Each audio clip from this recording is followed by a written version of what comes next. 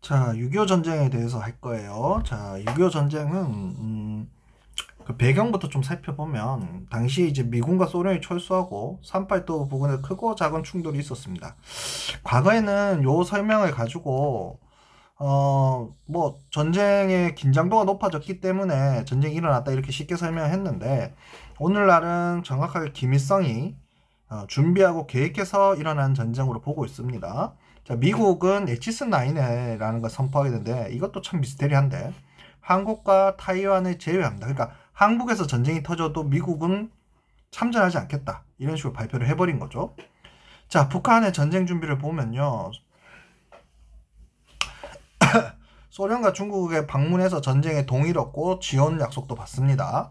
그 다음에 중국의 국공내전에 참여했던 조선우영군 등이 북한에 귀국하여 군사력을 강화하게 됩니다. 특히 이제 중국군이 참전하는 것에 대해서 어느 정도는 동의가 된 거죠. 거기에 이제 소련이 허락을 해주면서 이제 참전하게 되는 건데, 전쟁은 가정은요, 북한이 6월 25일 날 남침을 하게 됩니다. 그 남침이 일어나고 한국에 전쟁이 나도 참여하지 않겠다는 미국이 바로 안전보장 이사회를 열어서 결의안을 채택합니다. 이때 소련이 참가하지 않았고 이 회의에. 그래서 만장일치로 통과가 되어서 16개국 유엔군이 파견됩니다. 유엔군 최초 최대입니다. 자, 전개 과정을 보면요, 서울이 3일 만에 함락이 되죠. 그리고 낙동강 유역까지 후퇴하게 됩니다. 자, 그리고 요 낙동강 유역 후퇴하기 전에 이미 유엔군 참전하고, 그 다음에 인천 상륙작전으로 다시 서울을 수복하고 국군과 유엔군이 압록강 유역까지 진출하는데, 요 사이즈 중요한 게 국군과 유엔군이 38도선을 넘어가죠. 그러니까 국군과 유엔군이 38도선을 넘어갈 때 이 6.25 전쟁의 성격이 이제 국제전으로서의 성격을 갖게 되는 거죠. 그러니까 38도선을 넘기 전까지는 유엔군이 들어와서 북한의 불법적인 침략을 막아주고 회복하는 데까지 활동을 한 거고, 이후에 이제 북한 지역을 이제 완전히 남한에 의해서 통일되게 된다 하면 이제 유엔군에 의한 이제 국제전으로 발전하게 되는 부분이 있고요. 그렇게 되다 보니까 중국도 이제 참전하게 된 거죠. 그러니까 6.25 전쟁은 요 시점으로 해서 국제전으로서 성격이 변한다는 거.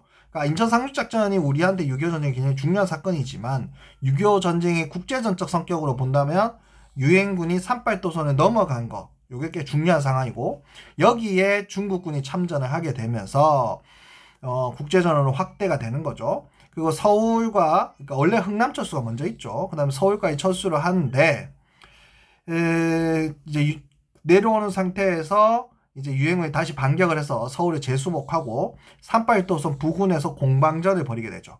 자, 그러면서 정정협정도 시작이 되는 거죠.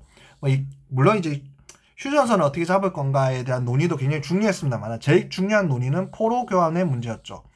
왜 포로 교환의 문제가 생기냐 하면, 북한군이 사실 낙동강 유역까지 내려왔고, 그래서 38도 이남에서 징집이 일어났어요. 그러니까 북한군 내에 남한 출신들이 있었고, 남한군이, 그러니까 우리 국군이 사실은 압록강 유역까지 갔잖아요. 그러니까 압록강까지 가면서 북쪽 지역에서의 징집이 있었어요. 그러니까 남한군 내에 북한군 출신들이 있었고, 북한군 내에 남한 출신들이 있었던 거죠.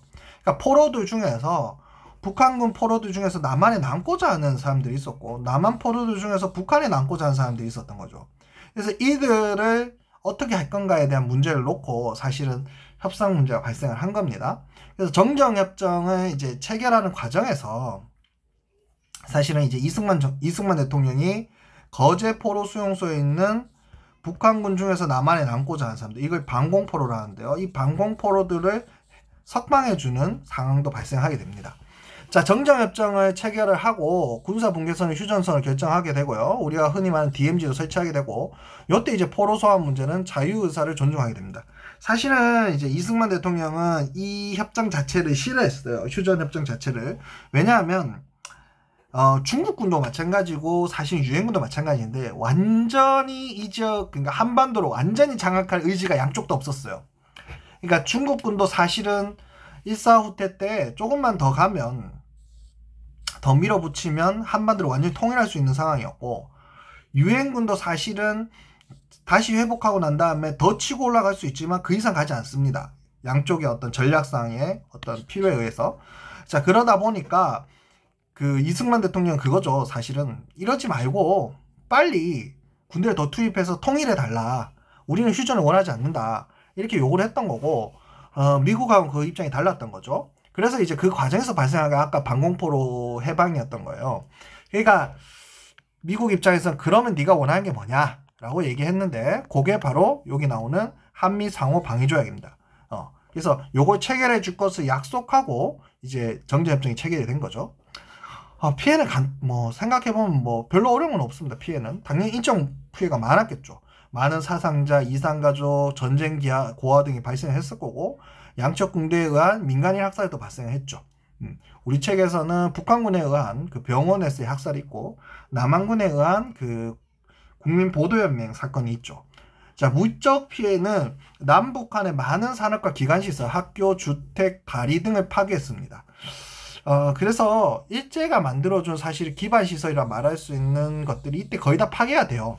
그래서 식민지 근대화로는 그러니까 팩트상으로도 어떤 부분에 있어, 그러니까 의도에 대한 부분의 비판도 할 수 있지만 팩트상의 비판도 여기서 가할 수 있는 거죠. 농지가 항폐화되고요. 촌락 공동체가 파괴됩니다. 우리가 이제 주로 촌락 공동체라는 건 이제 조선 후기에 나왔던 동성촌이죠. 같은 본관을 가지고 있는 사람들이 모여 살았던 동네들이 이제 붕괴가 되고, 대가족 중심의 가족 공동체가 해체가 되고, 그러면서 이제 미국 대중문화도 들어오고, 중요한 건 이거죠. 가정과 사회에서 여성 역할이 강화됩니다. 우리나라에서 여성 역할이 강화된 건 여러 가지 계기가 있겠습니다만은 요때 강화된 부분이 있고, 또 한 가지는 이제 가족 계획이죠. 가족 계획이 나오면서 출산율이 내려가게 되고, 여성들이 그러면서 육아로부터 좀 해방된 부분이 있고, 이후에 이제 경제 성장이 되면서 세탁기나 이런 것들이 들어오면서 가정의 노동, 가사 노동으로부터 이제 해방된 부분들이 있죠. 그 이후에 이제 민주화 이후에 여성들의 인권 신장에 의해서 여성의 역할이 강화된 부분들이 있겠죠.